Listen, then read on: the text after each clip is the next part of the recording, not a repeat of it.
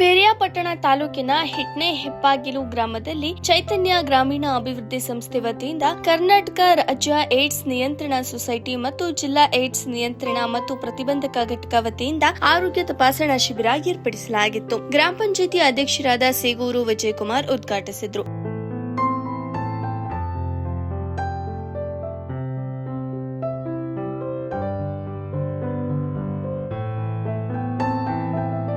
ಈ ತಪಾಸಣೆಯಲ್ಲಿ HIV AIDS ಬಗ್ಗೆ ಜಾಗೃತಿ ಮತ್ತು ರಕ್ತ ಒತ್ತಡ, ಸಕ್ಕರೆ ಕಾಯಿಲೆ ಸೇರಿದಂತೆ ವಿವಿಧ ಸೋಂಕಿನ ಬಗ್ಗೆ ತಪಾಸಣೆ ಮಾಡಿ ಜಾಗೃತಿ ಮೂಡಿಸಲಾಯಿತು. ಚಿಕಿತ್ಸೆ ಅಂದ್ರೆ ಯಾವ್ದಾದ್ರು ಇನ್ ಕೇಸ್ ಪಾಸಿಟಿವ್ ಬಂದ್ರೆ ಅವ್ರಿಗೆ ಫ್ರೀ ಆಗಿ ಚಿಕಿತ್ಸೆಯನ್ನ ಕೊಡುವಂತದನ್ನು ನಾವು ಮಾಡ್ತಿದ್ದೀವಿ. ನೀವು ಮಾಡಿಸ್ಕೊಂಡು ಅಕ್ಕಪಕ್ಕದವ್ರಿಗೂ ದಯವಿಟ್ಟು ಹೇಳಿ, ಉಚಿತವಾಗಿ ಮಾಡೋದು, ಎಲ್ಲೂ ₹1 ನಾವು ಕಾಸು ತಗೊಳ್ಳೋದಿಲ್ಲ. ಗ್ರಾಮ ಪಂಚಾಯತಿ ಸಹಕಾರದಿಂದ ತುಂಬಾ ಚೆನ್ನಾಗಿ ಕಾರ್ಯಕ್ರಮ ನಡೀತಾ ಇದೆ. ನೀವು ಸಹಕಾರ ನೀಡಿದ್ರೆ ಮಾತ್ರ ಯಶಸ್ವಿ ಆಗೋದು.